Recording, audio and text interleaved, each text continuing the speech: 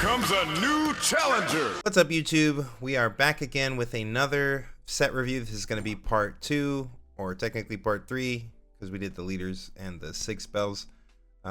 We're doing the Calm Domain this time.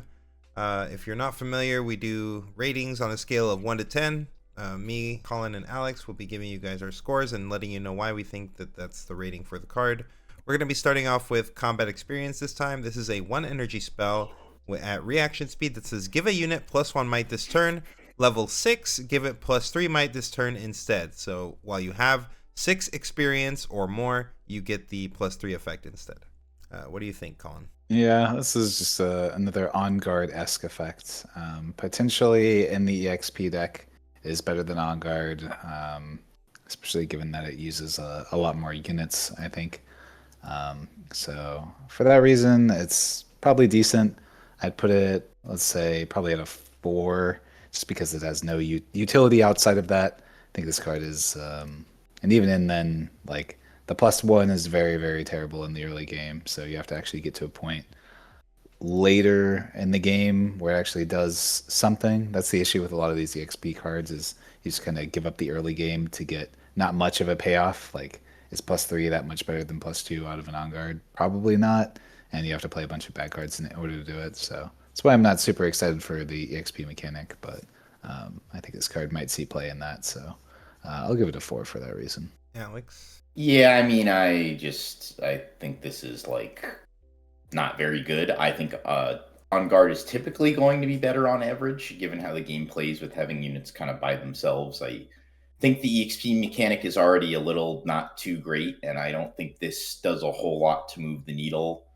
So I'm a little more harsh on this card. I'm actually going to give this card a 3, and maybe that's even a little too generous. Like, I think when you get the EXP going, I'm sure it's great, but this card doesn't perform over-optimally when you fulfill its conditions, and it's already in what I feel is kind of a somewhat mediocre mechanic. So I think 3 is probably appropriate. Yeah, think I'm more in the boat of a 4, but I do think that this card is just not very impressive. Mostly like what Collin said.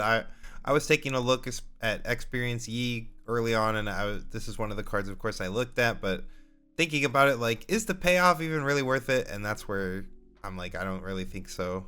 +3 is really not that much better than on guard. There's just better things you can be doing, and yeah, even if the ceiling of this card just doesn't even seem that good, so 4 is fine. Yeah, I think that'll be a common occurrence as we go through all these EXP cards in this color combination. It's just, is the juice really worth the squeeze? And I think the answer from us is going to be kind of a resounding no. Next up, we've got Double Trouble, a spell for 2 energy with repeat 2. You can look at the top 3 cards of your main deck. You may reveal a unit from among them and draw it, and you recycle the rest. Alex, any thoughts on Double Trouble? It's truly a case of the fake cards are better than the real ones with this. I really wish this card had just said draw any card. I think a 4 mana spell that effectively said look at the top 6 and take 2 units, or take 2 cards, would have been fine. That being said, having to pay 4 mana to only get units, your deck has to be pretty unit heavy. There is always the chance you whiff on one of these. It doesn't dig super deep. I just think the restrictions on this are a little too stringent. It is defiable. With cards, when cards like Stack Deck exist, it's kind of shocking to me to see such a stringent requirements on a card like this. I mean, Stack Deck is broken, so I would not like to see them make more of them, to be fair, but I think this one's a little too fair. I think this should have just gone maybe a card or 2 deeper, or maybe could have found anything, but I think that holds this back from its true potential. That being said, it is kind of one of the better draw spells we've seen for this cost. I know I've said it in the past and in previous reviews that they seem to be allergic to draw spells specifically in this game. They want to make them cost so much. While it is one of the better ones we've seen, I don't think that's saying a whole lot. I'm going to give this card a 4. I don't think this card is very good, to be honest. I just think they cooked a little too hard here, and they turned a few too many knobs on this one. Yeah, I think it just comes down to them being maybe a little bit worried based on how overpowered Stack Deck is the card, that they've obviously wanted to tone it down. But this is it's very difficult for us, now that the cat's out of the bag, we already have access to stack deck.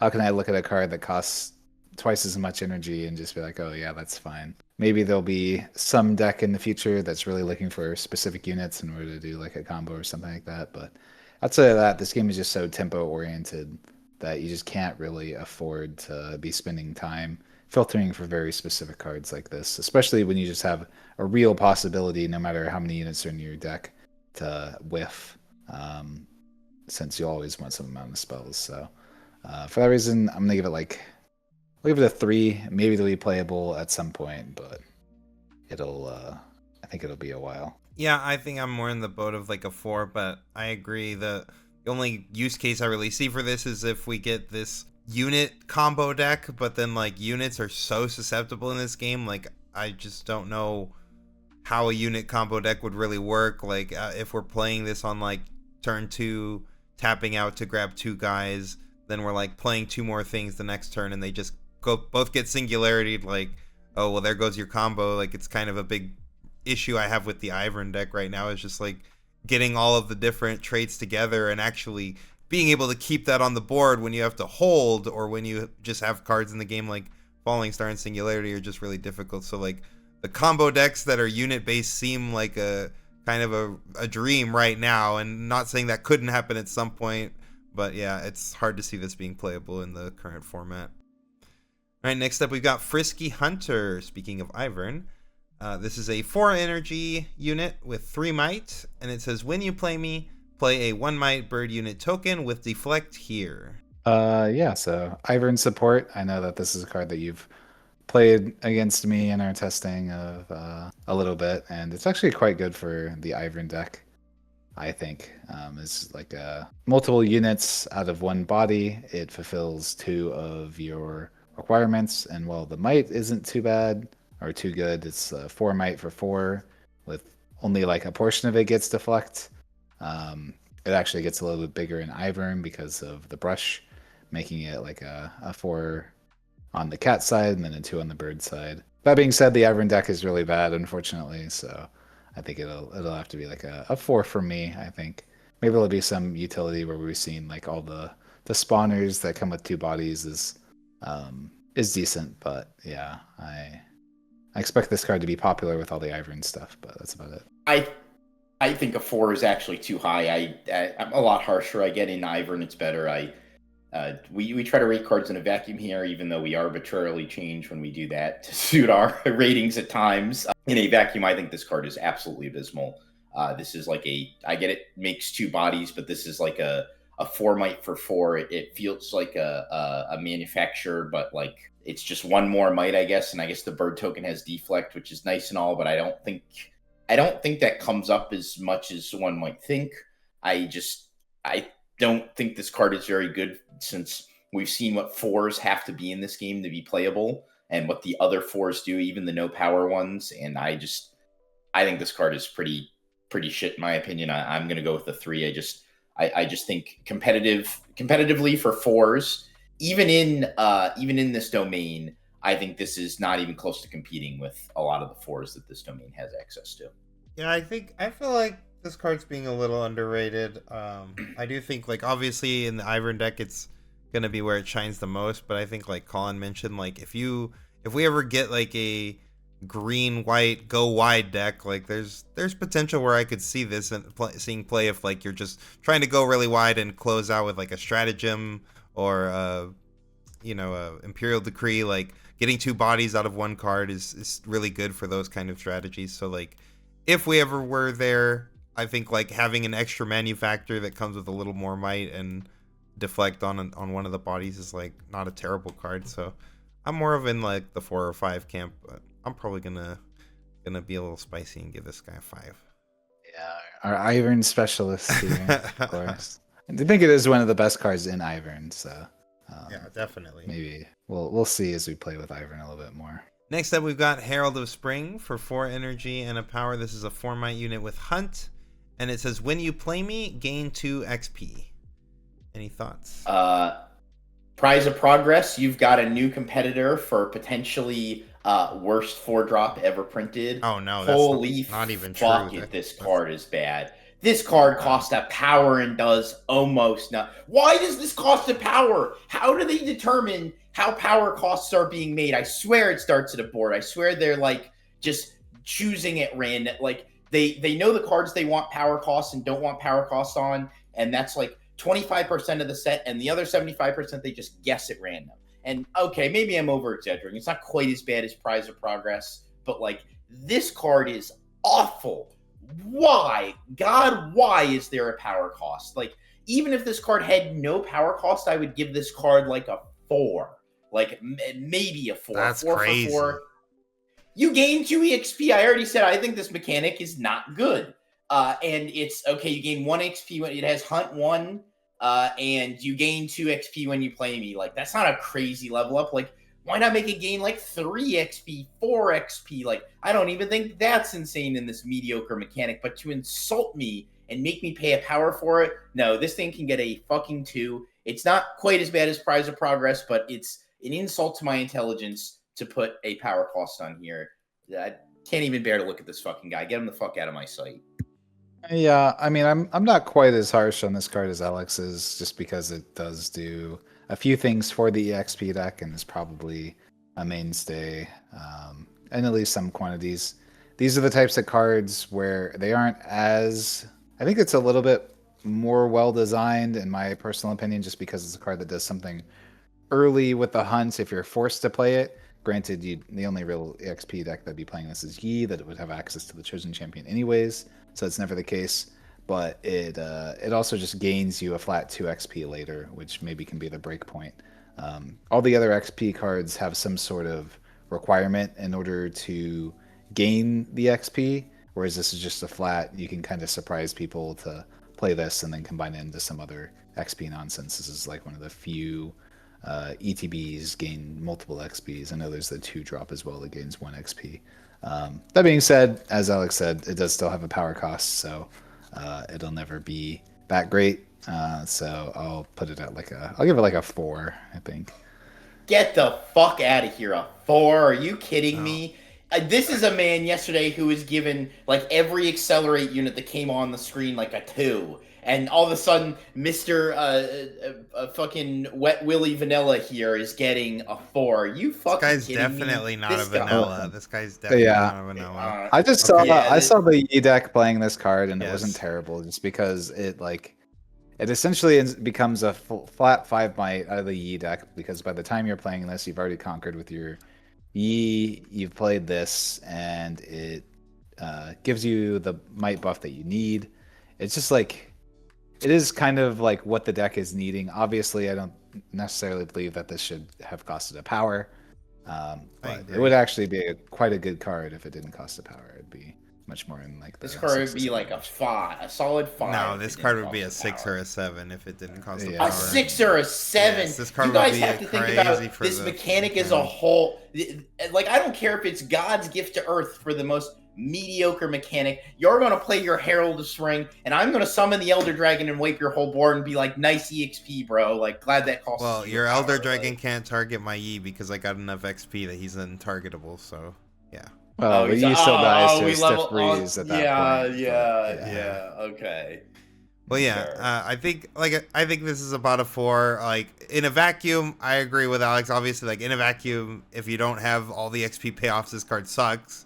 But, like, in the XP deck, as a build around, like, number, I would give it, like, a 4, because I do think it does something that you really need in the XP deck. Like, as someone who's played probably the most games of XP so far of the team, like, I really kill for this kind of effect. Like, it's just like how Collin played Kinko Monk back in the day, and obviously Kinko came with more might than just 4, right? But like, he needed the 2 buffs more than he needed 2 might specifically. I need 2 XP more than I need anything else. So like, just having something to play that gives me XP guaranteed. I don't need to go into combat if there's some really sketchy battles going on to get the XP that I need to keep leveling up every turn. Like, this is the only card that does that for you. I agree we could use a better card than this that does that for you, but I think it's like still playable. So it's a 4. And next up, we've got Monch for 6 energy and 6 might. This says, if a opponent controls a stunned unit, it costs 2 less and it enters ready. I'm gonna have to get a bunch of these to get our boy Manch to sign for us. I think that would be very funny. Manch. Yeah, the Manch, one of our longtime Discord subs, is a great guy and actually made this website that we're currently using for rating these cards. So shout out to him. Yep. So I see the Vex in the artwork, and I guess that's supposed to be what we're doing with this card, but I don't really know if that would really be worth doing. So you have to think. I think this is like a common thing that people run into whenever they see these cards, and they're like, "Oh, this seems great," in the Vex deck. And you have to think about the best case scenario, which is we're getting a 4-cost 6 might, which is like, would a deck really play? Oh, I guess it's 4-cost 6 might ready. So I guess that's probably. I was about to say. Right? It's a little bit better than that. Like yeah, entering ready is pretty relevant. Yeah. So I don't think it's necessarily unplayable, depending upon how easy of access you have to stun effects. And somewhat stalling here because I need to look up Shadow again. It's one energy. It's 1 energy, 1 power. Tap it to stun if it's in a battle. Stun what, Alex? To stun a unit, an attacking unit here. Yes, or I think it's a unit here. Yeah. Yes, it is an attacking unit here. So yeah, that was what I was looking, was to see if that it was able to stun anything anywhere, in which case it would actually combine with this card. But I think because it doesn't have that clause, there aren't really any good ways to just like stun something and then play this as a ready unit.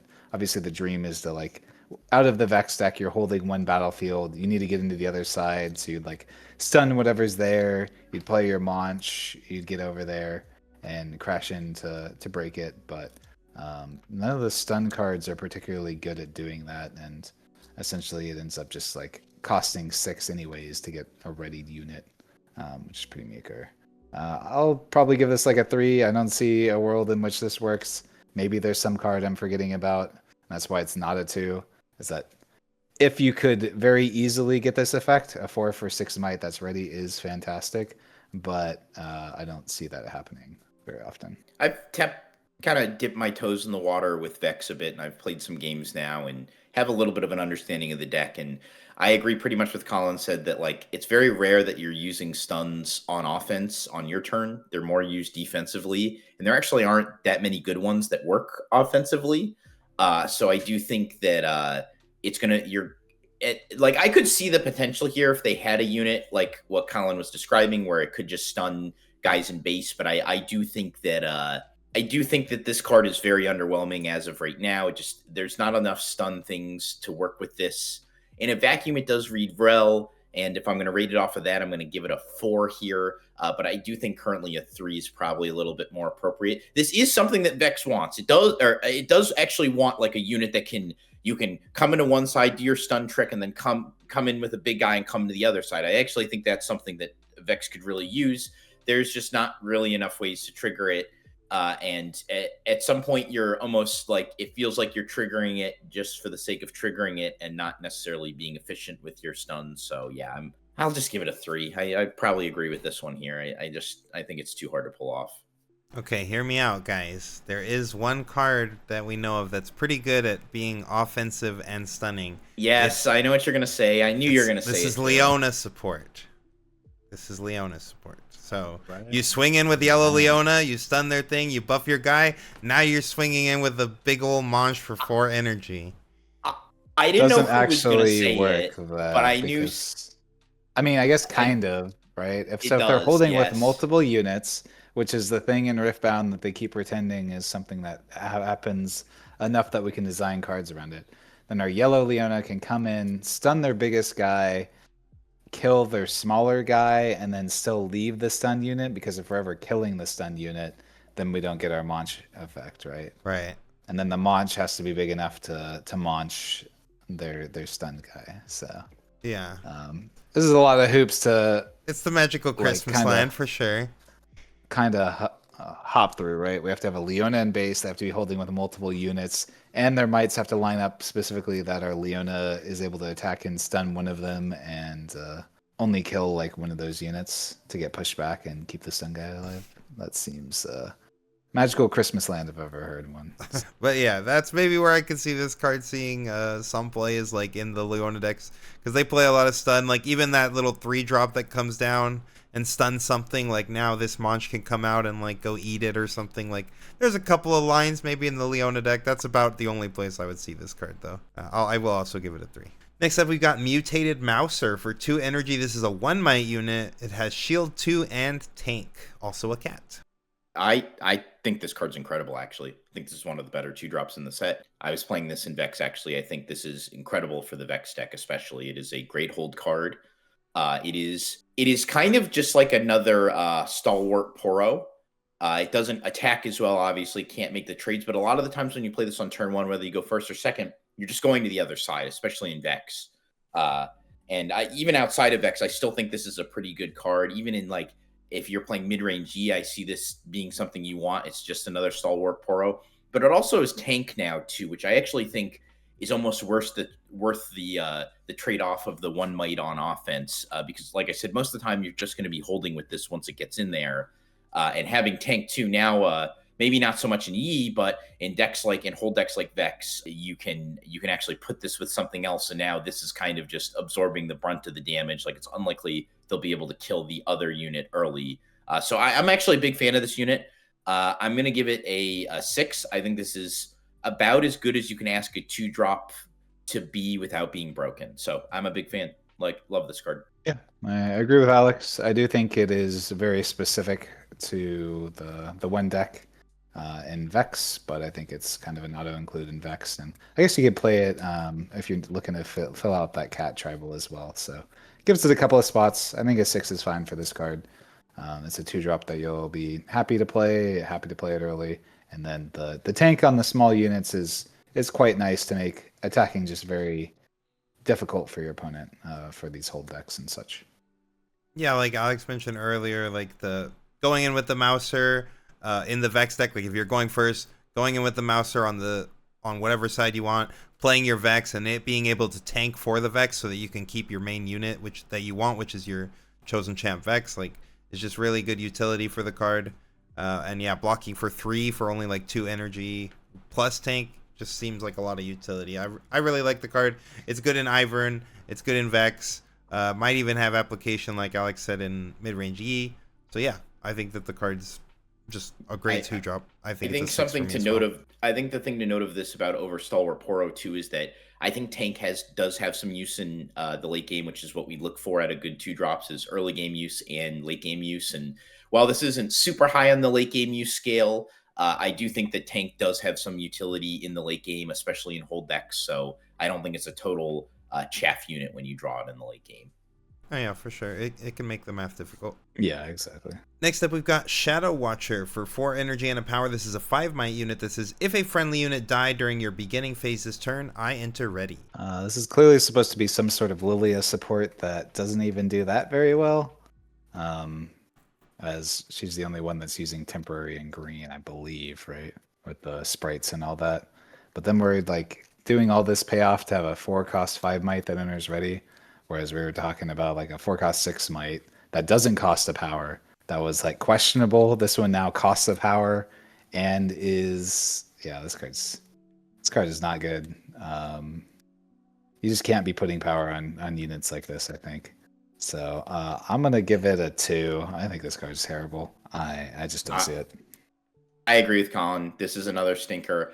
The only reason I'm gonna give this card a 3 is I appreciate this. Thank you for once not making the 4-cost guy a 4 might. I looked at this. I didn't even look at the might at first. I said, oh, it's a 4 might for 4 that enters ready. Like, great design. I haven't seen enough of these already. And then I saw it was 5 might, and I said, whoa, they mix it up a little bit. You can have a 3 for this one. But, like, if this was a 2, I would probably give it a 1 because I feel so insulted that they keep printing these 4 might conditional accelerates for 4 and a power. It's just, like, so overdone now. Like, please stop printing these. Like, every color does not need a guy that enters ready under a conditional 4-cost or 5-cost unit with on-rate might. Like, it's gotten so old at this point. Please stop designing these. They are just pack filler. Yeah, I mean, this card is just really bad. It's a 2 for me. Like, the situation as it is so insanely situational. Like, it's literally only the Lilia deck, as Colin mentioned, that can even use this. And the ceiling, this is another one of those cards is like,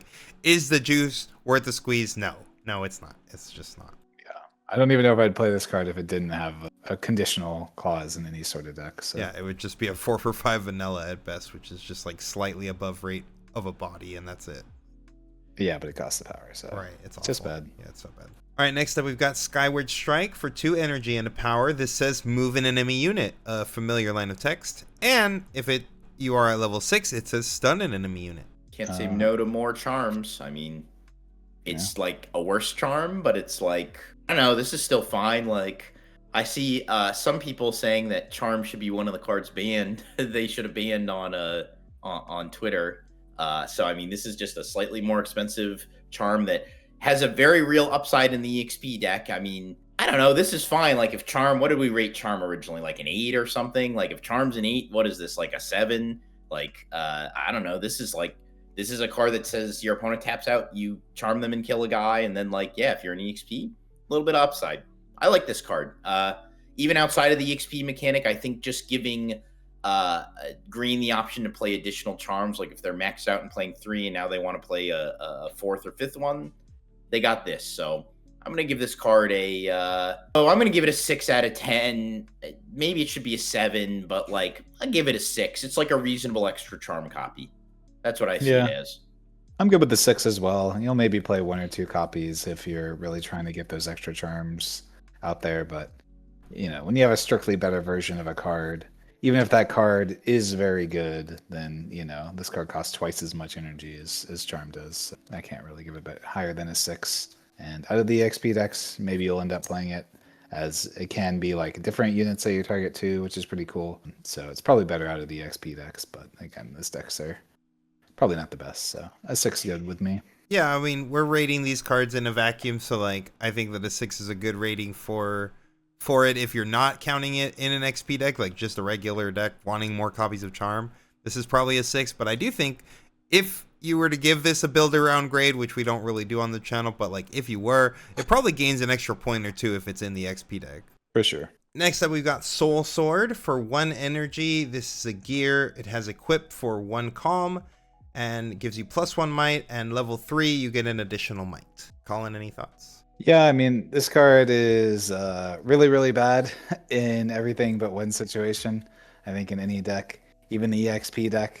The issue with these like meager equipments and kind of the way that equipment is designed as a whole is the more expensive ones actually cost less because they give you so much more bang for your buck, as they all cost a power for you to equip them, no matter if the equipment costs 1 or if it's like a BF sword that costs 4, right? So, and the initial energy, you only ever pay that once, but the equip cost is something that you're going to be paying multiple times. So you want it to be an actual sizable amount. I mean, granted, Doran's Blade is like an okay card that's a 2 for 2. So if you're really looking for an equipment out of the XP deck, maybe you could play this card as just like a cheap way to do it.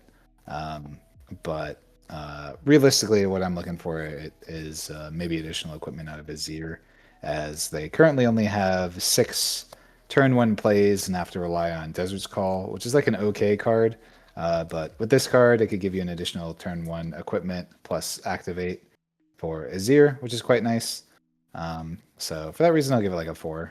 It's like got a couple of very niche applications, completely unplayable everywhere else.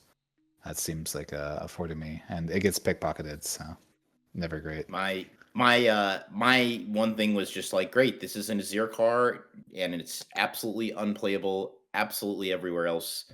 Absolute dog piss of a card, another pack filler piece of shit. However, in Azir, I do actually agree that I think this is something that Azir really, really wanted when going first, to be able to work with the legend effect. So big ups on that. This is a really hard one to rate because given that it is like almost a 1 to me, maybe a 2 everywhere but Azir. My gut tells me that I should give it a 2. So I wish there was a note section next to my rating, because it's for me it's going to be a 2. Except in Azir, this card is like actually a solid 6 in Azir because it gives you another turn 1 play that you do not have currently. maybe I'll actually go say a 5 in Azir because his effect doesn't even actually work in Azir. At least all his other weapons have an effect that work. This one's effect you can't really get unless you're randomly playing something that gives you EXP in the deck. Like, I think I would have liked to see this card give you EXP. Like, I think this should have given Hunt 1. I think that would have been a great addition to this, and I don't think it makes it too powerful by any means. So it was a little disappointing to see this card function as such. But yes, I will give this a 2, but asterisk, it's like a 5 in Azir. So Yeah, I think it's like about a 3 for me. I do think in the XP deck, like Colin said, like it's still about like a Doran's Blade. Like on average, like you're definitely gonna find 3 XP really quickly in that deck. Like, and then this is a Doran's that you only paid 1 energy for, which is just like a slightly better Doran's. So yeah, I think like 3 is okay. It's got application in Azir, of course, and in the XP deck, it's like maybe playable, and it's awful everywhere else. Next up, we've got Wuju Apprentice for 2 energy. This is a 2 might unit that has Hunt, and level 6. When you play me, draw 1. Continuing in the theme of 2-drops that draw a card at some point for green. I mean, this is probably one of the best 2s that the XP deck can ask for. It has Hunt, which is exactly what you want. In the late game, it does something relevant, which is it replaces itself and draws a card when you've gotten the payoff. I do think, again, it is in a mechanic that I think is extremely, I won't even say overrated, just not good. But I do think if you were to play this mechanic, this guy is kind of like premium. I think it's like a must include in this mechanic. I think this is probably like your best 2-drop for this mechanic. So for that reason, I'm gonna give it a 5. Like, it is still a 2-might 2-drop. Granted, you would never play it in any other deck, so maybe that holds it back from some of its true greatness, but in its mechanic, it's great. So Yeah, I agree with that. I think a 5 is solid for this card, as it is premier in this mechanic and this archetype. Just that this archetype is not very good. So, but I hope that all archetypes in the future get cards like this, because this is exactly what you want. It's like pretty decent early on, and it replaces itself late. I think that's what 2-drops realistically should be in the game right now. So Yeah, I like this a lot in Yi. I think 5 is a good rating for it. It's very fair. Like we said, like even this card alone, I think it gets some points because obviously this isn't going to happen much. But even if you did want to play this outside, like it is capable of triggering its own ability, because like the first copy can hunt all game, and then like if you find a few more XP from a few other random effects, then the rest of the copies now cantrip. So like the card is just really premium support for this archetype, and a good example of what these decks do need for support. I just wish more of the cards were on this level. Next up, we've got George G's arch nemesis, Allay, Eager Admirer, for 3 energy. For 3 energy and 3 might. This is a deflect unit that says, while I'm at a battlefield, your other units here have deflect. Any thoughts, Colin? Yeah, definitely something that's been memed a few times. Or our poor come back, George. We miss you.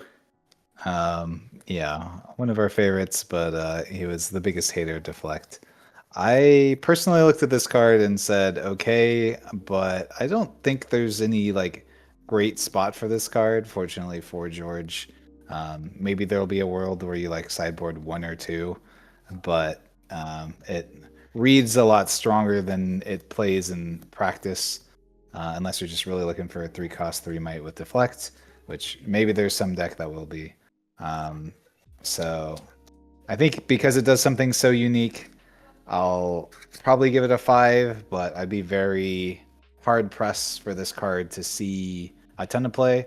I just want to support this style of card that is very unique compared to a lot of the more vanilla units that we've seen out of Riftbound so far. I actually think we've talked about a lot how 3-drops are not great. I think this one's actually fine. This is like kind of, I mean, I wish 3s were a little better than this, but this is like, I'm in agreement that it's a 5, but I think this is I have a better outlook on this card than maybe you do. I think this card is decent. It's a 3 for 3 with deflect, which at a baseline is fine, and then it has the upside as being a role filler in decks where it's like it's just kind of like a piece of like a setup in a whole deck where it's like, oh yeah, like I can put this in here and now all my guys have deflect. Like, not that you'd ever play this in an Aurora deck, but imagine if you could have something like this in an Aurora deck, like how much better that would make it. Like, It's just like it's a role filler to me, and role fillers are oftentimes to me best on cheaper guys like this.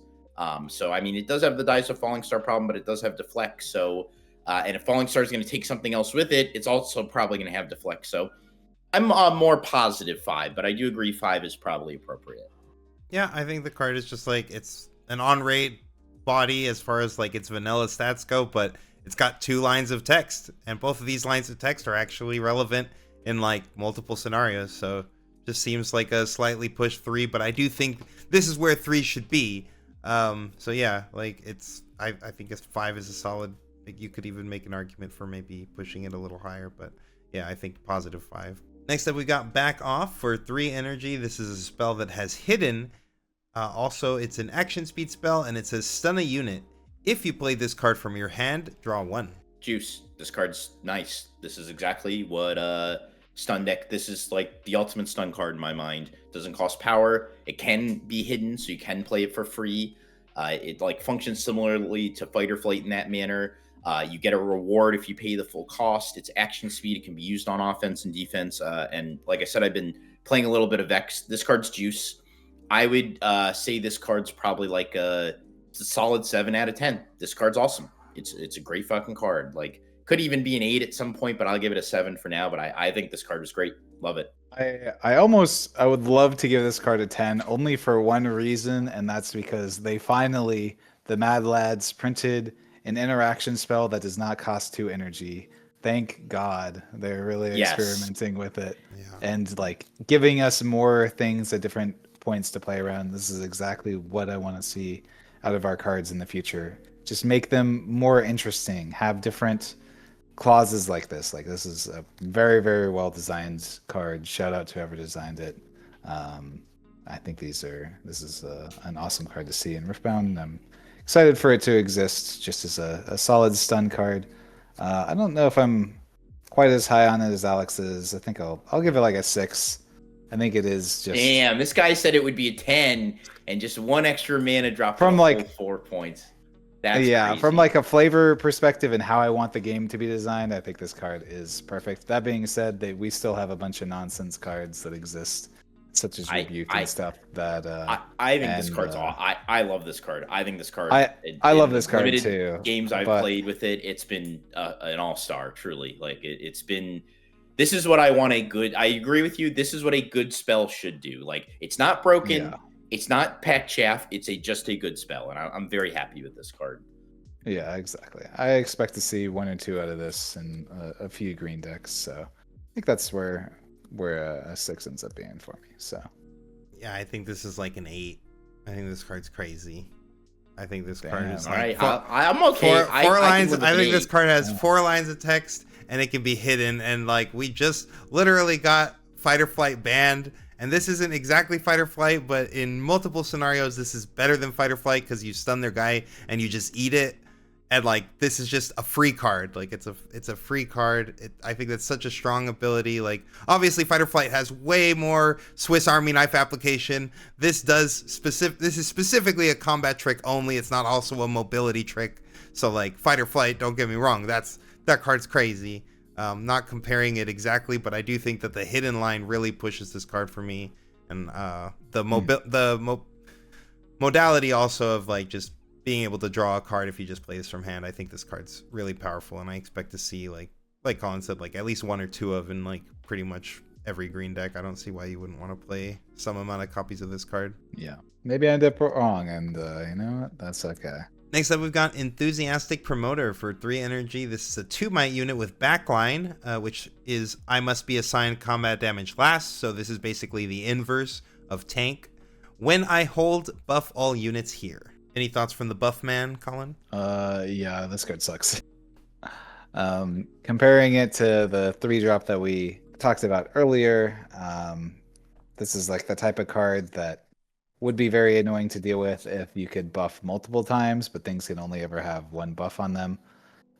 So unless we're combining it with like the 5-drop Lee Sin to really pop off and then get our giant Lee Sin rebuked, yeah, I don't really see what this card's doing. I'm going to give it, maybe there'll be some, no, I can't even do that. I'm going to give it a 2. I'm not going to lie to the people. This is not what you want to be doing with your life. Having to have an undercosted unit that can't even trade for the 2-drop that your opponent would play going first, and then having to go like an entire turn cycle for this to buff whatever units that would be there. Maybe if there's like a very weird token spam strategy that just makes like a million dudes out of green plus yellow, and then like the tokens somehow don't end up dying after they play this and they don't have removal spell for a 2-might unit, then you could make this maybe work. But if the amount of things that I had to tack onto that don't give it away, then yeah, that's probably never going to work. Alex, any thoughts? Yeah, I'm gonna give it a 3. I'm not gonna explain why. I just feel like it's a 3. I don't have a good reasoning. I just there's a big I see the count from Sesame Street holding a big 3 up in my head, and I the count's never lied to me before, so I'm gonna go with 3. I don't know. Yeah, I mean, all jokes aside, I think this card's like, yeah, it sucks, but like it doesn't suck that bad. I've given 2s are way worse than this. I mean, this can still like generate a buff or something. Like it's got backline. It's like it sucks, but like it buffs itself too. So like it's just becomes. Oh, now we got a 3 for 3. Wow, and now we're really cooking. Yep. Look, I don't know. Look, it's a 3 for me. It's there you go. That's your 3 for 3 for 3. There you go. Like I think it has the scenario of like playing this in green white tokens at some point seems like maybe some Treferian war camp deck wants to like slam this and just build the most unbreakable war camp ever. I don't know. Like it's a 3. It sucks, but it's like it has like a couple of maybe applications at some point. Next up, we got Flurry of Feathers for 4 energy and 2 power. This is a reaction speed spell that says choose one, counter a spell, or play 4 1-might bird token units with deflect. This one has me conflicted because it's like a Magic player's wet dream, right? Like I know you Magic players, you love your expensive modal spells, like your cryptic commands and other expensive modal spells that your Boros charms or whatever the hell you guys play nowadays. But I'm conflicted because on one hand, it is a counter anything, which is obviously this is one of 2 of those to exist now. I guess one of 3 if you count Mystic Reversal, but that's like a little bit more niche. It is a reaction speed way to generate guys, which there's not really a whole lot of that outside of Hiddens.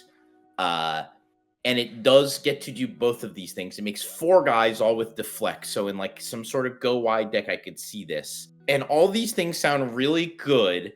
But there's this little voice in the back of my head that's telling me, talking to me like the Green Goblin mask, going, Alex, this card is dog shit.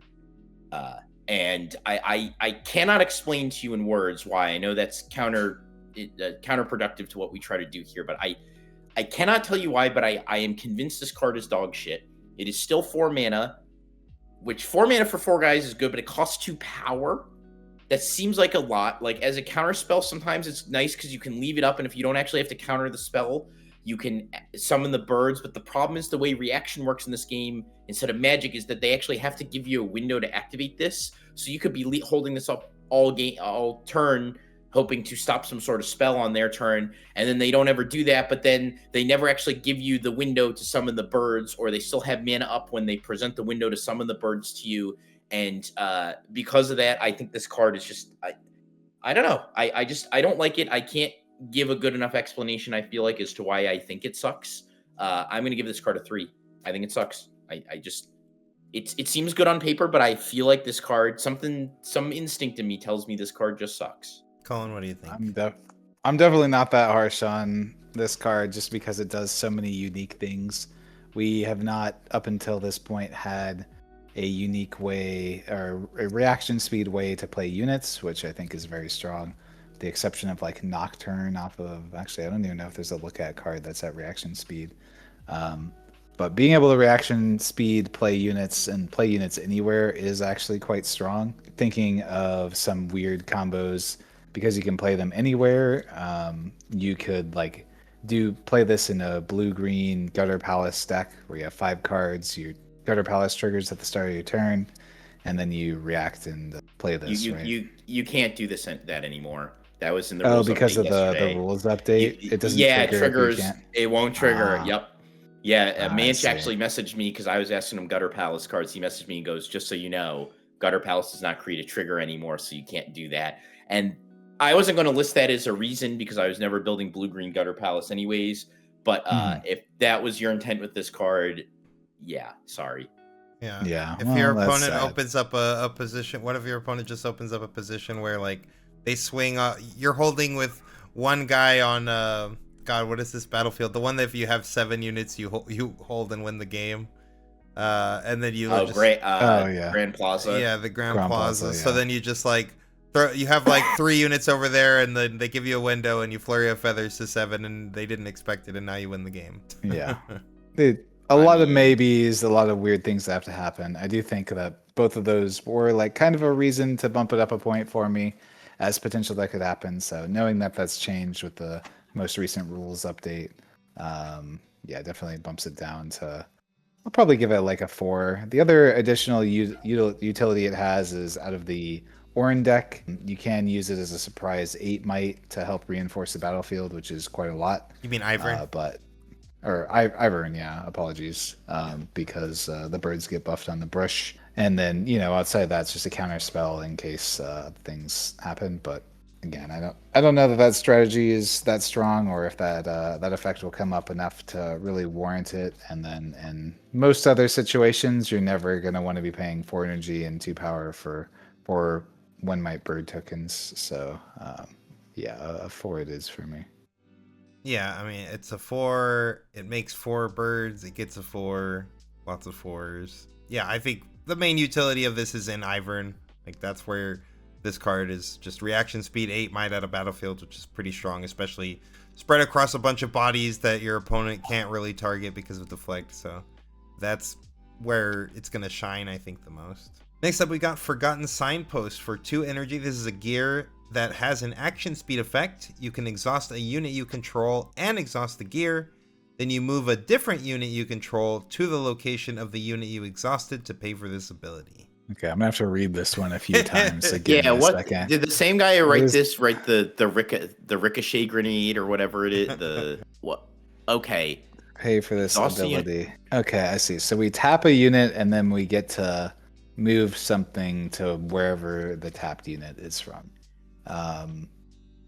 Okay, so it essentially is like tap to Tide Turner, except it doesn't swap, it just moves to the Tide Turner guy. So this can be like a really bad the Siren. Too complicated to understand. One. You've made it too hard for me to understand how this card works, so I'm giving you a 1. This card's not that bad. This card's like actually kind of playable in some situations. I'll give it like a 4 in terms of playability. But definitely a 1 in terms of how this card is templated. Yeah, templating is awful. No, you've pissed me off. If I have to think this much about how your card works, I'm giving you a 1. I don't care what it does. Okay, 1. Alex is giving a 1. You've made me angry. Yep. This is yeah, I think like Colin said, this is probably like a 3 or a 4. Like the action speed makes it actually kind of interesting. Like otherwise it's just kind of a bad Siren, but because it's action speed, like that's probably worth something. It might be it does something pretty unique there, so I think like a 4 is fine right now. Yeah, you can save your Stella Corn because that card got saved from the ban list as well. That's what we need. More Stella Corn interactions is just what we need. Exactly. If I have to think while also reading, that's a 1 for me. Like it's already a chore for me to have to read cards, to have to think about how they work. No, we're in 1 for me. Next up, we've got Friendship, another 1 energy spell at reaction speed that says choose a unit, give it +1 might this turn for each of the following tags amongst your unit: bird, cat, dog, and Poro.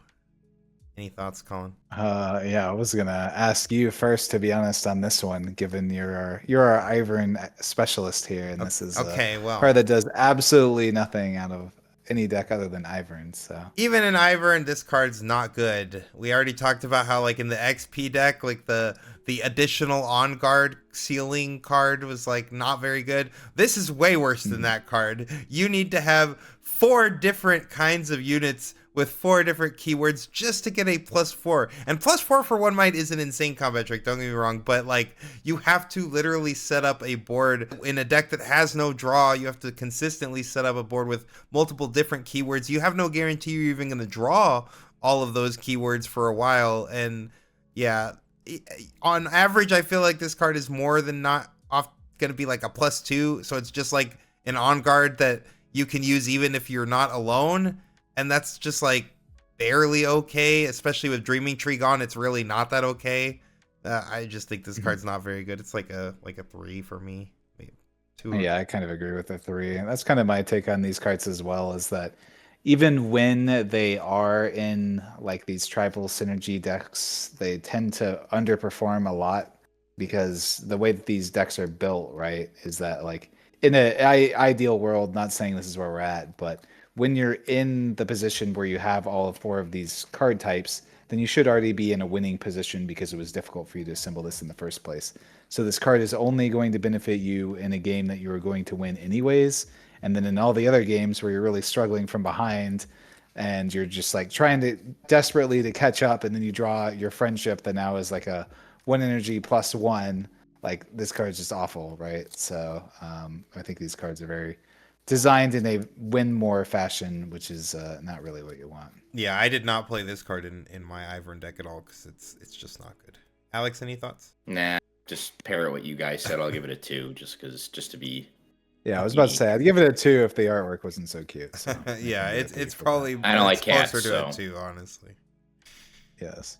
All right, next up. Speaking No, of, not the fucking toad. We've got it's a dog, by the way, the Moss It's a dog, Stomper yes. for 3 energy and a power. This is a 3 might doggo with Hunt 2, and it's level 3. It has +1 might and deflect. How the fuck is this a dog? This isn't. I think this is like a frog. We called this a frog, didn't we? Am I crazy?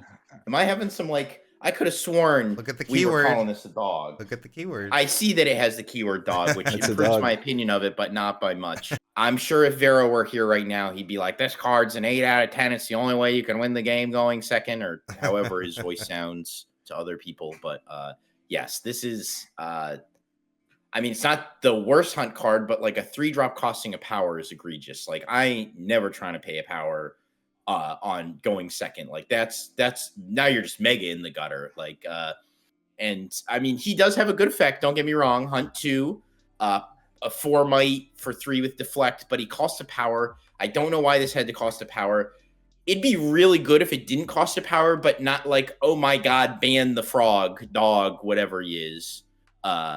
So yeah, like I mean this card's not like offensively bad, but like I don't know, this is like a 3 for me just because this power cost. If it didn't have this power cost, the card would be like a 6 maybe, like a 6 or 7 maybe. But it just like I don't know, this is paying a power for a guy that you probably only want to play on turn 2 going second. It just seems so offensive to me. Yeah, I agree. I can't stand these designs. Like I said, there's some of the previous cards that I didn't mind as much because they're power costs cards that actually do something late in the game. This is a card that only, because it's primarily all in that Hunt 2 is where a lot of this cost comes from. Yeah, all of it's there. You have to play this card early, and then you're just down a power for entirely the game. So I cannot stand these designed cards. Like, stop printing 3-cost power units that are meant to be played on turn 1. They're just not good.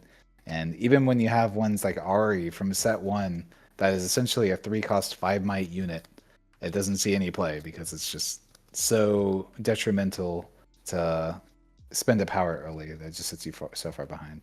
So I'll give it a 3. It was going to be a 2, but it gets a flat +1 because all dogs are good dogs. This, which is actually my other complaint, as much as it like it's nice that it's a dog, this doesn't look anything like a dog. Who designed this and said, yeah, it's a dog? It kind of looks like a dog. It has its tongue sticking out. That's about it. Like Yeah. this doesn't resemble anything like a dog. Not its like got, like, paws. some Not ears.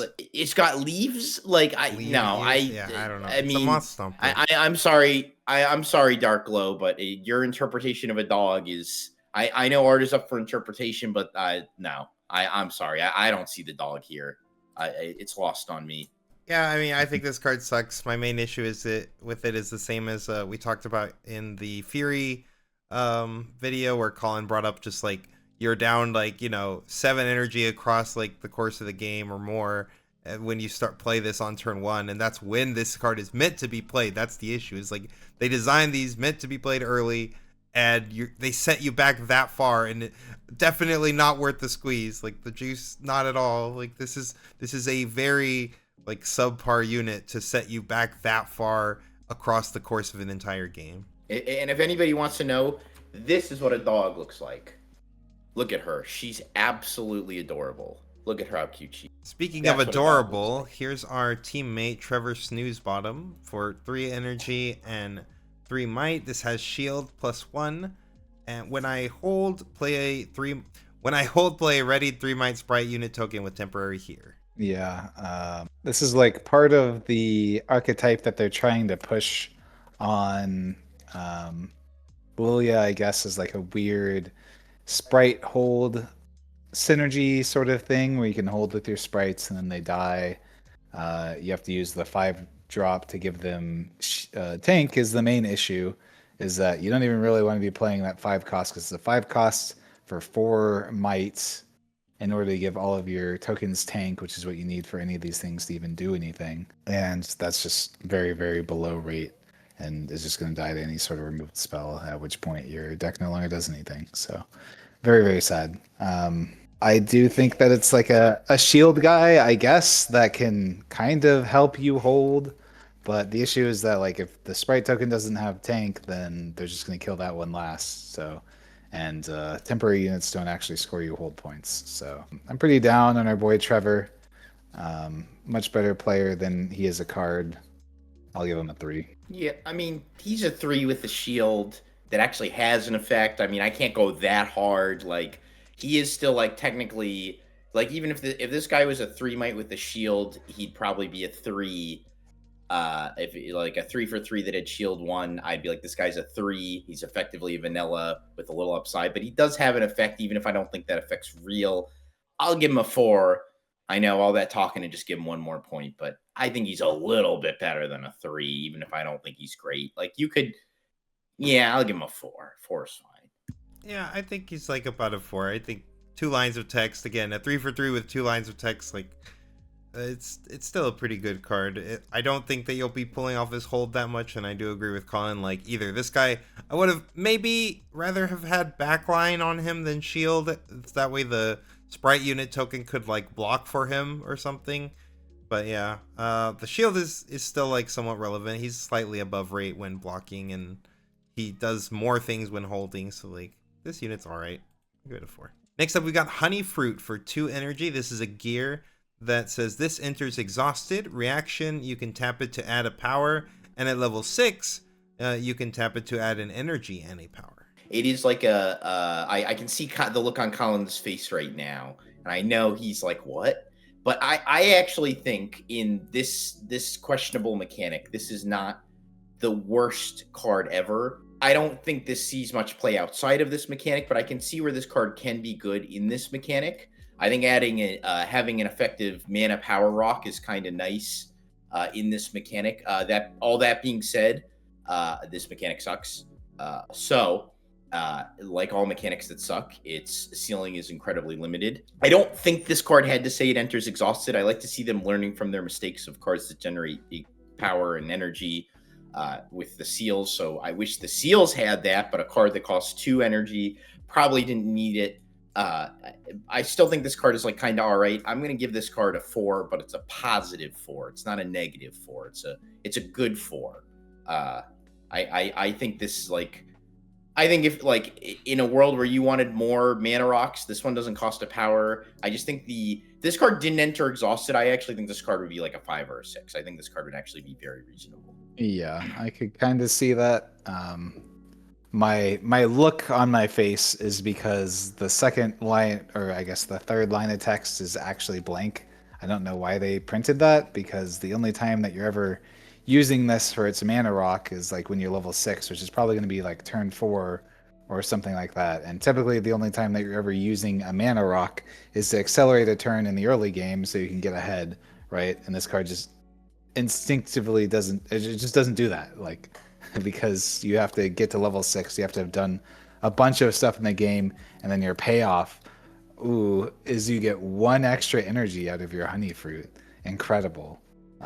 So that part's insulting and makes me want to put it as like a 1 because that line of text is terrible. That being said, just tapping for a power is potentially worth it. We've seen seals do a lot over the course of the game, and there are certainly certain decks that I would pay 2 energy for that seal, especially if it didn't cost me the initial upfront power. So for that reason, yeah, I think like a 4 is probably fine. This card is unique enough that it'll probably find a home somewhere, and it's a seal at home. Yeah, I think for me, I'm a little bit higher. I think it's like a 5 for me. I think like seal is really, really good when you don't have to de-ramp, like we've talked about a couple times already, just like we did earlier, like having to pay a power, how far that sets you back. And so like while seals have been very good, and definitely not saying seals are bad, but they were not that great in set 1. I mean, they've only been really good because we've gotten a lot of like free cards to use out of them. But like a 2 energy investment that gives me a power for the rest of the game seems really good. That's gonna equate to actually a lot of ramp over the course of the game, and I'm not having to de-ramp to do it. So in the XP mechanic, like, yeah, sure, whatever, you get an extra energy. I agree. I don't think that that's that big of a deal, though. Like in this game, because of how combat tricks are, how important they are, like leaving an extra energy up every single turn is probably pretty good because you just have an extra energy for the rest of the game on top of a power. So like I think honey fruit could see play, especially even if it's not in the XP decks, just in some kind of green power hungry deck that wants an effect like this but that doesn't want to de-ramp for the rest of the game for a seal. Next up, we've got Iasilla for 7 energy and a power. This is a 6-mite unit that says when I hold at the start of your next main phase, you may move an enemy unit to this battlefield. I'll just interrupt whatever Colin's going to say. This card fucking sucks. This card is absolutely fucking atrocious. Go ahead, Colin. What Alex said, this card fucking sucks. This card's absolutely atrocious. I'm gonna give it a 2.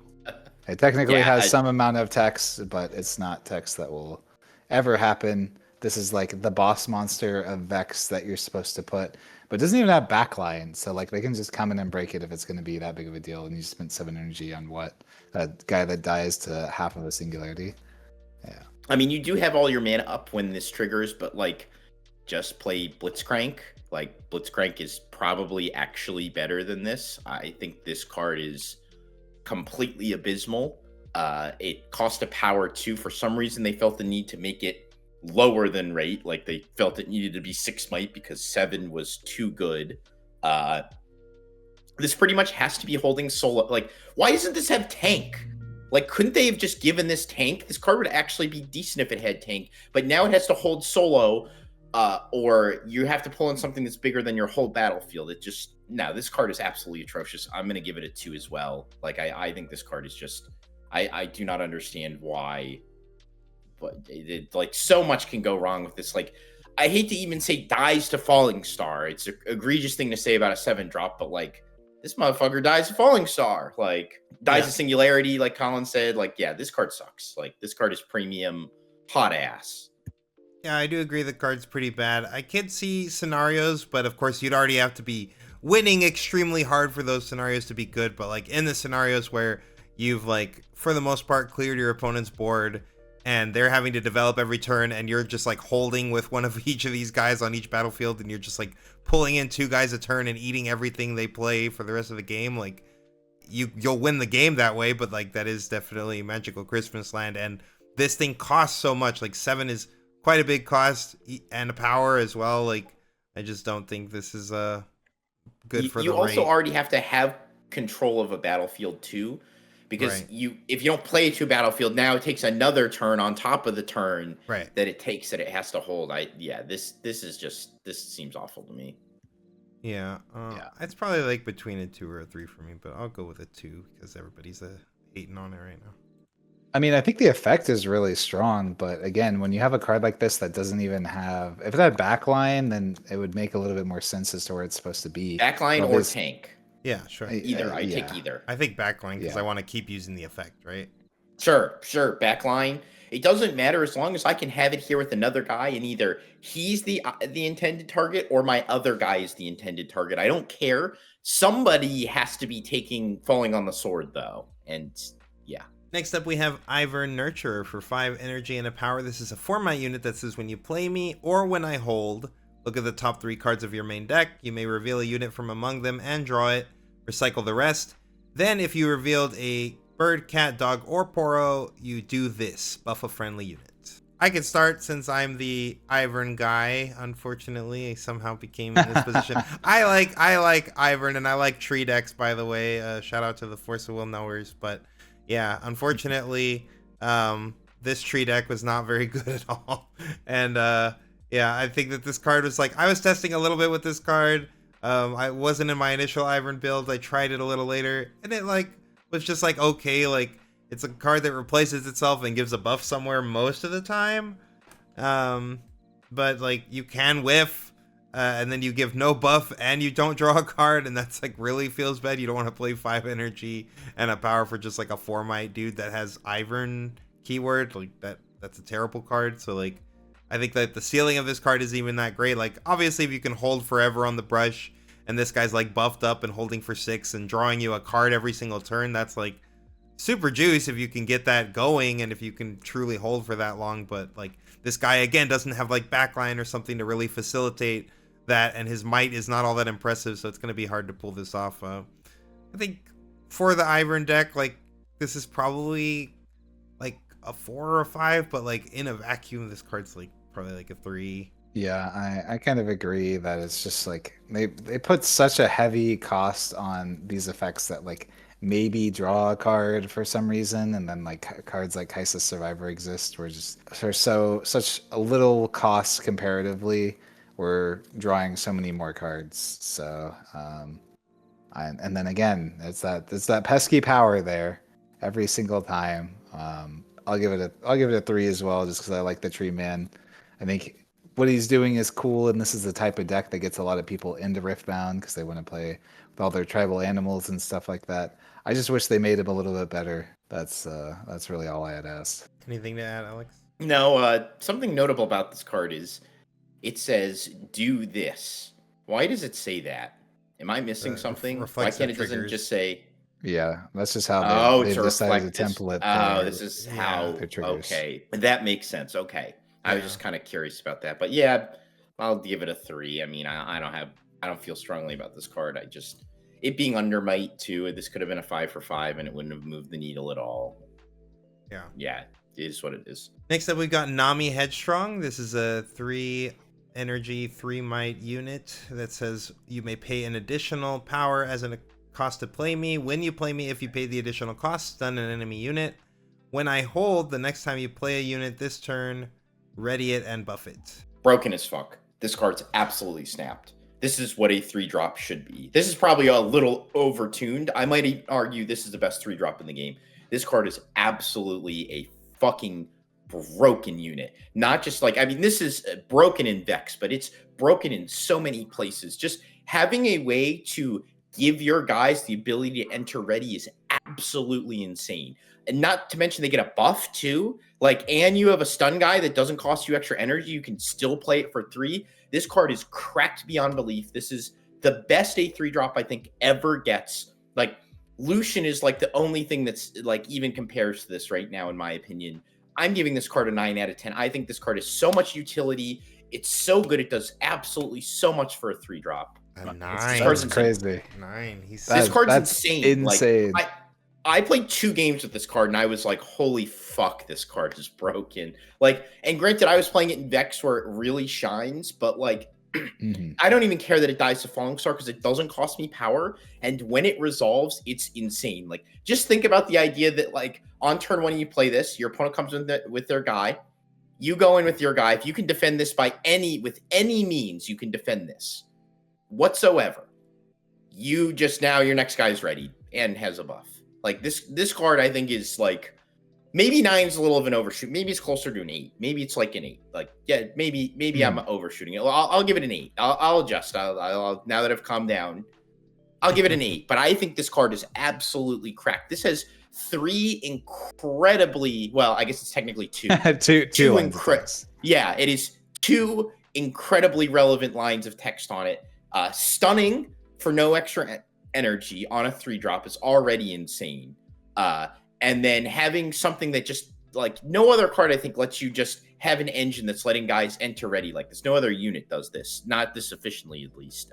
So, yeah, I'm going to give it an 8. Yeah, I mean, I think this feels a little bit more situational to me. That being said, we did see, like Alex said, just having the additional utility. Again, these are like the types of cards that are just incredible when they're designed. I think they don't feel oppressive, and they just do something that's very cool and unique, which I think is hats off to the developers. And the power cost is optional.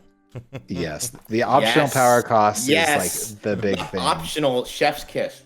Like, yeah, that's. I think if anything, that should become like a core mechanic of the game, and how I would like to see power designed is like all of these guys with effects that are too strong for them to print because they have some sort of effect on them. Just template them like this, where they all have you may pay a power as an additional cost, unless the card is just so broken that you can't afford to do it. But there's so many of these cards that we've seen that you just need a template less like this, where if you want their meager effect, then make the power cost optional. Don't make it as an always thing. And I think that these cards will become a lot more playable in the future. So yeah, I think I honestly didn't really look that hard into this card, so I can't really speak that much into it. The way it reads very strong, but I think I'll give it like a 7 just because I love the design of this card. I think it's great in everything that it's doing. I don't know how playable it'll be outside of like Vex specifically, but just having like that option to stun something can be really good depending upon the metagame that we're going into. So yeah, I like it. Yeah, I think Nami's really strong. I think this is a really push. We've talked about it a few times on the channel now. Like, the champion units are always pushed way above the regular units. So like, while we've seen some regular units that are 3 for 3s with like 2 lines of text, their lines of text are nowhere near as good as these lines of text. And yeah, like, I think this will be a nice champion unit for Nami whenever we get Nami. And this is just a good unit now. Like, I'd be happy to play this in probably quite a few green mid-range decks, and it's just got 2 really strong lines of text. It's like a 7 for me as well. Next up, we have the Scuttle Crab for 2 energy. This is a 0 might unit that says units with 0 might can conquer and hold, in case you all were wondering. When you play me, draw 1, and Death Knell, choose an opponent, they reveal their hand. You may look at their face down cards as well, and then you gain an experience. I really like this card. I think this card's great. I haven't really found a spot for it yet, but just thinking in terms of like Watchful Sentry, right? That's the 2 cost for 1 might. That's Death Knell, draw 1. Obviously enters play, and drawing 1 is significantly better. And then just on death, being able to look at your opponent's hand is incredible. Information in this game is so broken and so important that I can't even like undersell it, where it's just like you get to know perfect information where if they break this, then unless they're going to get some sort of draw effect off the battlefields, you get to go into your turn knowing exactly what they have access to. And even if they do, you get to know everything they have access to minus a single card. Like, that's crazy. So yeah, and then additionally, the way that it works is that you can always just keep this around in base until you're going in for that turn where you got to be like, oh, I don't know what combination of cards they have. You're playing into an Aurelia and you have to think about 80 different things that they possibly could have to interact. And instead you're just like, oh, I got a Scuttle Crab in base. I'll just send them in, let the Scuttle Crab die for free because it's a 0 miter. You have to kill it. I get the effect. I get to look at everything. And then the 1 AXP doesn't matter because that mechanic is not very good. But yeah, I think it's one of the better 2-drops. It just has to find like the right spot for it, just because it doesn't hold at all. So, you know, it can still score for you, but then you're going to be behind a little bit on tempo. So I don't know where its home is yet, but I do think the design and power that this card has is something to consider for sure. So yeah, I'll give it like between like a 7 and an 8 to be honest, but I'll give it a 7. I think that makes a little bit more sense just because I don't think that this color combination necessarily knows where this card is going for. You know, out of blue, Watchful Sentries found a home in Kaisa just because it's trying to score early points and play a very aggressive tempo strategy. I don't know if this card really has that home yet out of green, since there's no real removal combined with green. I think one nice thing about this card too is that, like, most of the time when you think about 2-drops, a lot of the times their destiny is you play them, going first or second doesn't matter, even more so going second, but you play them, they conquer the side that doesn't get conquered, and then they die to whatever their turn 2 play was. Going first, it's a little worse because you don't want them to die to the turn 1 play. You want to force them to the other side, not just have them kill you. But going second, chances are your guy is going to die if you conquer to the guy anyways, which is not always ideal. Sometimes you don't move in. But I think that one thing this thing has to offer is what I look for in all 2-drops. What does it do in the late game? And the answer is it can score a point and it draws a card. And it has a little extra upside too, just for like kind of the icing on the cake. I also think too, against decks that are slower like Aurora, you don't care that this has 0 might because it is completely irrelevant versus that deck 99% of the time. So I'm a big fan of Scuttle Crab. I do agree with Collin that I don't quite understand where this card goes just yet, but I do think that this card is one of the better 2-drops that we've seen. It feels like Com gets a lot of these too. These draw 2-drops. It feels like they keep slapping that line of text on these, but yeah, I think 7 is almost appropriate. I want to just say 6 because I also don't understand where you're playing this, because I know people still want might units, but I could see a world where like this card becomes so refined and every green deck display or every Com deck displays 3 Scuttle Crabs in it. So I want to give it a 7, but I'm gonna give it a 6 here, just because I just don't know where this goes, like Collin said. Yeah, I think that I'm worried that this card becomes too ubiquitous and played, because I think the hidden information is a big skill out of this game. So I'm hoping you're right, and it doesn't end up. You might be right that this could actually be an 8. Like, I really see the ceiling on this being super high, because this does so much for a turn 2 play. Like 2 lines of text on a 2-drop is a lot. Like, yeah, sure. Especially ones as relevant as this. Yeah, so. and the death knell itself is like kind of multiple lines of text, right? Like in the XP deck, this is even more value because it gives you an XP. Like if your opponent has hiddens and you just have this sitting in the back, you can attack with this first to like check what their hiddens are. Like this thing has a lot of like really interesting spots. I really like the design of this card. This is pretty much as push as a 2-drop can get. Like if they gave this a might, it would probably be broken.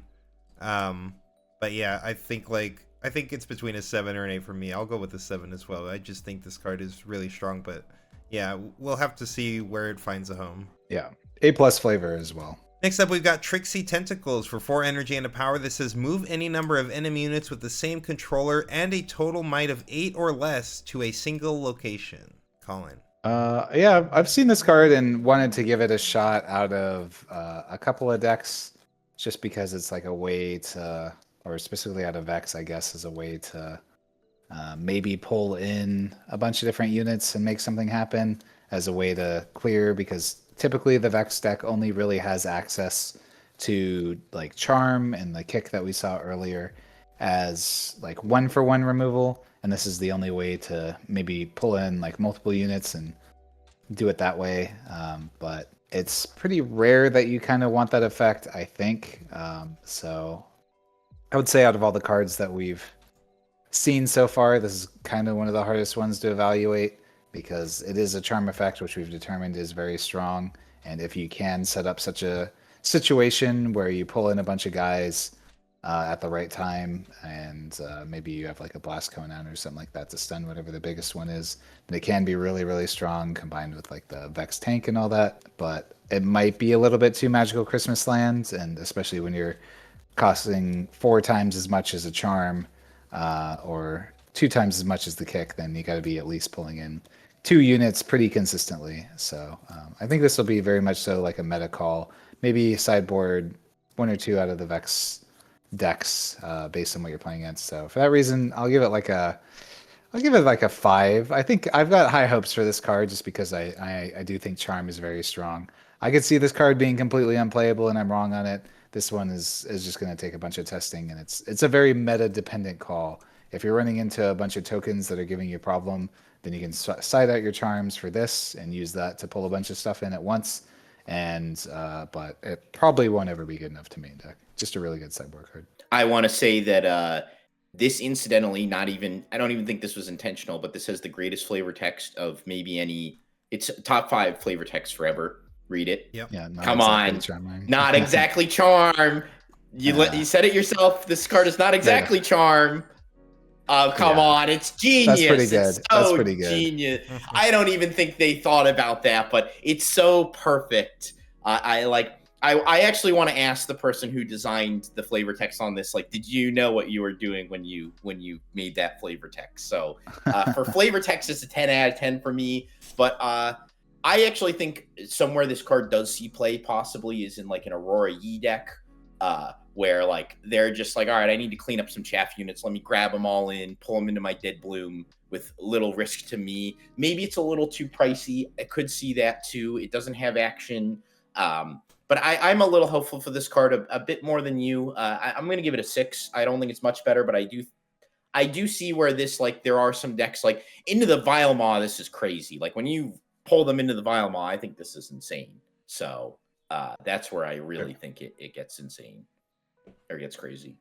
Yeah, I think I'm more like in the 5 camp just because of how the spots that you have to be in to pull this in. But screw a Dead Bloom, by the way. I think one of the cards that we're not mentioning here is the Vile Maw himself, right? Like, unless you meant, or no, that's okay, we haven't gotten to Vile Maw. Okay, I thought you meant the layer. I thought you meant the layer. Oh no! I meant Vile Maw, the unit. Oh yeah, but pulling it into the maw. Yeah, no, pulling it into the maw is crazy. Yeah, that's crazy. Like you're pulling them all in, they all get stunned, and the maw eats them all for free. So like, we haven't gotten to that card yet, but yes, when we're in set 3, this card we'll see in a little bit. You guys are gonna see this. The maw loves this card, so yeah, it's a 5 for me, but the card is very strong. Next up, we've got Vex Mocking for 5 energy and a power. This is a 5 might unit with shield. It also has tank, and when you stun an enemy unit at a battlefield, you may move me to that battlefield. So as someone who was a hater of this card originally, I have come around a lot on this. I actually think this card's insane. Something to note, and some rules lawyer will probably tell me I'm wrong. I might be, but one of the best applications of this card is one that I didn't even have come up, but Anton mentioned, is that if your opponent comes into a blank battlefield and you stun that unit, Vex just goes there. And even if this Vex isn't beating them, which it's going to be 6 might because it's considered a blocker when it comes in there, or a defender when it comes in there, even if it doesn't win, it will force them back out of the battlefield, as I understand it, because you're the defender, they're the attacker, and then I believe you do score a point there. Even though you didn't win combat, so I'm pretty sure you conquered that battlefield. I'm not 100% sure on this, and I probably should have looked this up before I say this live, but I'm 90% sure that you actually score a point there. But even if you don't score a point there, you still can just defend on blank battlefields using your stun cards. But even more than that, this card is incredible for a multitude of reasons. I don't even use it as the chosen champ, but it is just a great kind of a board piece where this kind of just sits in the back, and it either waits to come into one of the sides, or it sits on one side and can come on the other side if it needs to. It has tank, which is massive for a whole deck like this. It does get the plus, which is also really big. Just, this is a very, very solid unit. At first glance, it doesn't look that great, but trust me, this card is incredible. Like when your stuns start becoming movement text, trust me, you will like this card. This card is just very, very good. Its ability to be on both sides, especially when you do have multiples. If you ever get 2 of this down and now you have 1 on each side and they can pull each other over, really, I think this card is incredible. And if that ruling works the way I think it does, I think it's even more incredible. I'm going to give this card a 7 out of 10, and that might even be low. I think maybe an 8 is possible. High praise from Alex on the Vex. I also was in Alex's camp of looking at this card, and it reads terrible, but don't let your eyes fool you, I suppose, Alex is to believe on this one, just because, we've seen this tagline, 5 costs and a power for 5 might. These cards have never been playable. There's been one, I think, that's seen consistent play in the history of the game, and that's Darius, right? I don't know of any other 5 for 5s that cost a power that are The purple Vex. seeing a ton of play. Oh, and the purple Vex. Yeah, there we go. So there's been one per set, and Vex has had a pretty good trend, so maybe this will be the 5 for 5 of this set that ends up breaking things. So I haven't played with it enough to know. I do know that all those interactions that Alex mentioned are quite strong. So I'll give it a 6. It's again only playable in one deck and one specific strategy. So I think even if it does become a powerhouse in that strategy, it's really hard for me to rate it higher than that. But yeah, and we'll see how it ends up playing out.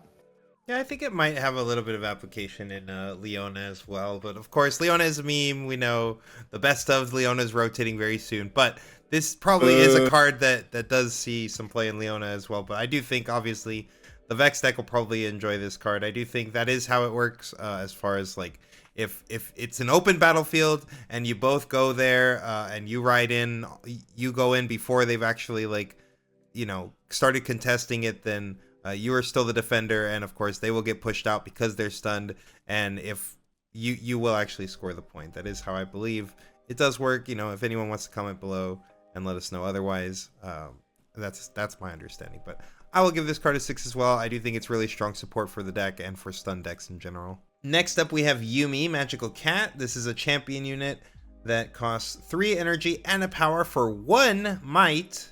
It is a cat at least.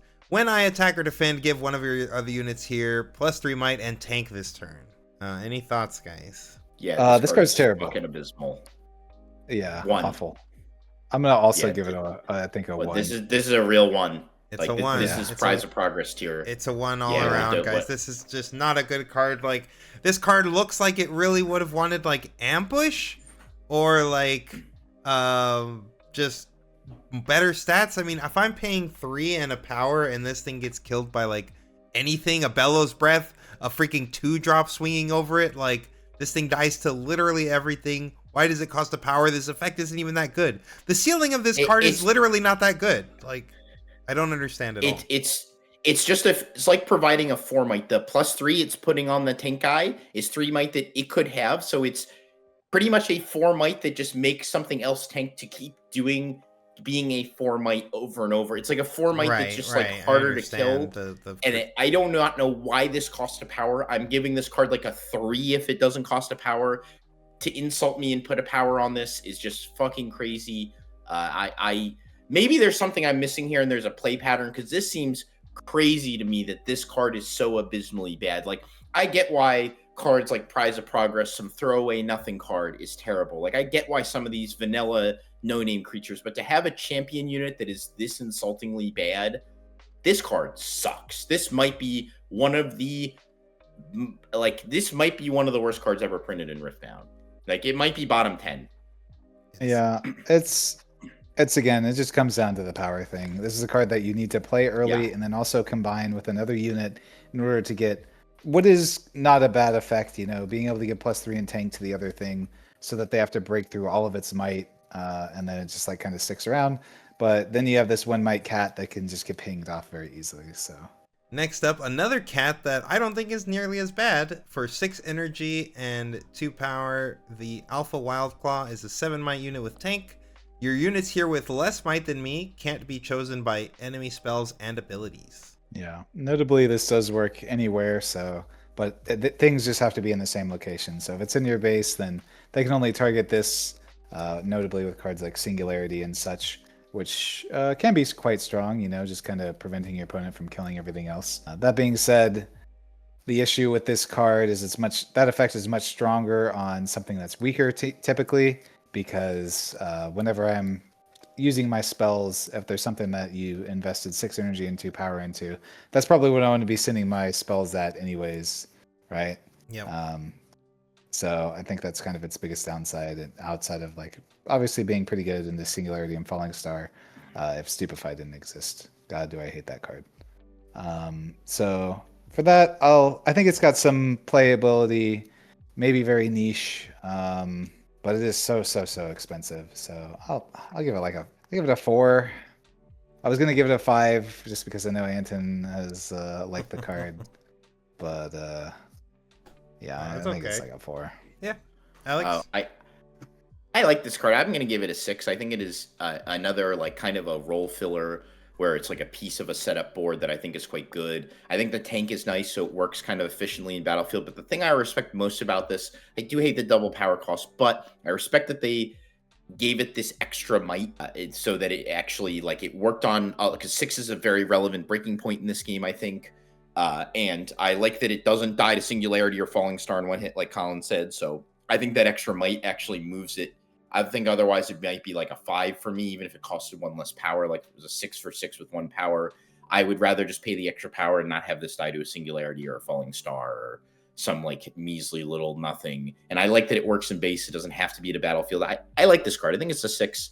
I'm sure it has a role somewhere. I just don't know where that is yet.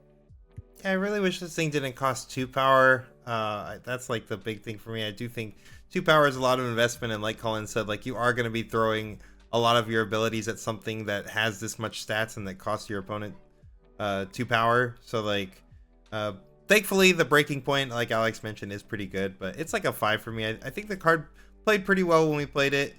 In the decks that care about it, like Ivern wants to, like we said, wants to protect its different little mini tokens and units. This thing can protect them while also being one of the keywords itself.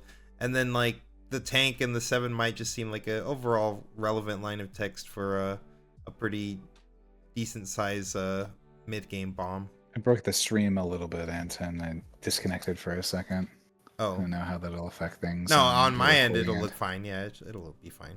Next up, we have Lilia, Protector of Dreams for 5 energy. This is a 4 might champion unit that says when you play a token unit, give me +1 might this turn, and your token units have tank. Why did they have to make this unit Yeah. cost 5? Why? I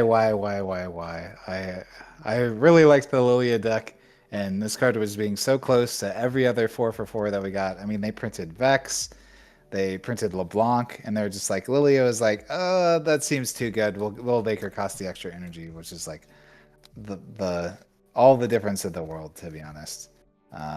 Especially seeing as her other chosen champion also costs 3, so she just doesn't have anything that she can properly cast on curve. I do think that the effect is pretty strong with what her strategy wants to be, where you just like build this big hold. As I mentioned previously with our boy Trevor, you can give that sprite that you make tank, and obviously you want your sprites to have tank since they're temporary and can die anyways. But I just don't think that strategy is very good, even for the Lilia deck. I think you just want to be more aggressive with your sprites, and using them to score is probably more where you want to be at. So I'll give it like a 4. I think maybe you'll sideboard it in specific matchups or situations, but it's just not very good. Alex, any thoughts? Yeah, I mean, I'm glad they didn't insult us and give it a power cost. I mean, that's one nice thing I can say about it, but I think a 4 is pretty appropriate for this. I don't think giving the tokens tank matters a whole lot here, and when you play a token unit, why can't I don't understand why this card can't just say give me +1 for every token you have. Like, why does it have to play when you play a token unit? Like, this card wouldn't be insane. Like, it would actually be pretty solid, but instead they've kind of just neutered this card down to nothing. So yeah, I think a 4 might even be too high in my opinion. Yeah, I'd see maybe sideboarding it occasionally as a chosen champion, but yeah. Yeah, I do think the units having tank is pretty relevant because they are temporary units, so you want them to die off first anyway. So like that line of text is really good, but I do agree, like if this had been a 4 for 4, oh, this card would have actually been like so playable. But yeah, I'll give it a 4 as well. Next up, we got Master Yi Unstoppable, the 12 energy unit, 3 power for 12 might. This has 4 different level effects. At level 3, it costs 2 energy and a power less. At level 6, it costs 4 energy and 2 power less. At level 11, it costs 6 energy and 3 power less, bringing it down to just a 6 might or a 6 energy, no power unit. And at level 16, it cannot be chosen by enemy spells and abilities. Big Timmy card. Yeah, I mean, you ready for this? It sucks. It's not good. I think this card, it could be worse for sure. And if you ever get to level 16, you deserve to win the game, but I actually don't think this line of text was good enough for probably what it takes to get to level 16. Like, I actually truly believe they should have just cut out the middleman and like took one of these levels ups off of it and made it like, if you get to level 25 and this card conquers, you win the game. Like, just make it the ultimate Timmy card. It's never going to happen anyways. Like, it's not like it's just not worth the squeeze with this one. I think it's a cool card. It's a great Timmy card, like you said, but I don't see this being, I just don't see this being very good. It's not even a great Aurora target because now we have much better 12s for 12. Like, this wasn't even better than Volibear. So like, I just, with this card, I just don't think it's that great. I could be wrong. Maybe being able to play this for 6 at level. No, I can't even justify this. I think this card is trash. It's a great Timmy card, but other than that, I think this card is absolute dog piss. Yeah, I'm going to give this card like a 2. I actually think it's that bad. I think this card is 2. 2 is crazy. This card is dog. Okay, The payoff for this card, where you can, the ceiling on this card is crazy, though. yeah, you're never gonna reach that ceiling. It's like climbing up a flight of stairs to the top of the top of the Empire State Building. Like, you're. I mean, this is the only payoff that we have in the Yi deck with all the EXP. And I did end up playing a playtest game against Anton where he was actually able to get to the full I got level to like 16. level 20 something. Yeah, exactly. He got there in a reasonable amount of time. The main issue that this card has, and it probably would have been too good if it did, but the fact that it didn't have ganking. So I remember that game pretty vividly. He got to level 16. He slammed the Yi. He got into a battlefield. He conquered it as his 12 might thing, and then I just went to the other side and held it for game. So it was it was very sad to see, but yeah, just especially combined with the Yi legend, then at level 11 he's actually a 6 cost, no power, 13 might that enters ready, which is obviously quite good. And then once you get to the level 16, he gets that additional payoff of not being able to be chosen by spells. So I'd give it like a 5. I think it is like one of the key premier payoffs for the deck. I will specify that I do not think that deck is very good, but if you're looking to play the level deck, then obviously you'll be jamming this Yi in there in the actual deck. Yeah, I think it's like between a 4 or 5. I'm trying to be positive, so I'm gonna give it a 5 as well. But like, yeah, you're lying to yourselves. No, I definitely was able to get to like a level 11. I think is the reasonable point for this. Like, if I'm just paying 6 and 0 power for a 13 might unit that can come in untapped, that's really good. Like that, and I think the level 11 you'll get to on average like almost every experience deck game. Like, and yes, the XP deck is not doing anything that great outside of this, but like if you do get the payoff, the main problem I was having is like you just don't always draw this guy, and you don't want to have this in your chosen champ zone because like then you have your payoff all the time, but then you don't have your hunt 2 Yi on turn 2 every game, which is like so crucial. That was like the biggest issue I had, is like my payoff card, I want to have him there, so I'll always have him, but my card that helps me get to the payoff, I also want to always have access to that, and I think it's better to have access to the other ones. So I do think this card's good. Maybe we just have to play a lot more draw power to actually find copies of this guy, but this is the payoff for the deck, and I think it is worth it if you get there. Sure.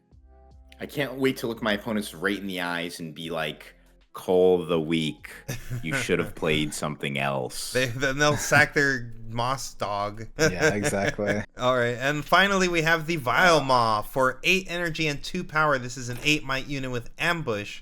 It says enemy units here with less might than me don't deal combat damage, and when I hold, draw 1. Yeah, this is the best deck's card. The best card in green. This is the best card in green from the set. I played exactly 4 games with this card. I cast this card 4 times. The ambush is actually super relevant. I know we said it wouldn't be, but it is incredibly relevant on this. This card is absolutely fucking broken. I think this is like not meta warping broken, but I think the ambush is relevant. I think this unit is like, if you're still playing Yi Aurora, this unit is going to be an auto include. Broken. I think if you're not playing Yi Aurora and you're playing the whole deck, this card is going to be an auto include. I'm pretty sure if you are playing calm domain, there is a good chance you are playing this card. This card has 3 lines of text. They're all very relevant. This card is just absolutely incredible. It is like I would argue almost a bet, like not quite as good as it's a better but different Dead Bloom. Like I think this card is like just playing with this card, it is so incredible. They don't deal combat damage to anyone, not just to him. He has like a super tank.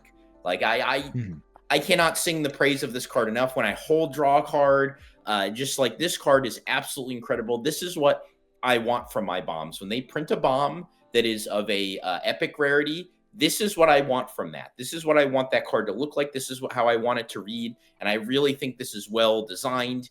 It's, like I said, it is a little bit of a Dead Bloom, but it does other things. It has a very unique effect. It's just like, this card is juice. I don't know how else to explain it. It is just very good for what it costs.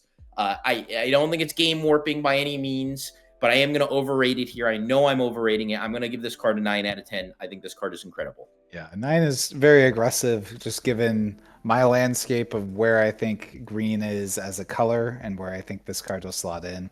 And it's like maybe a couple of decks. But I'll probably still give it an 8.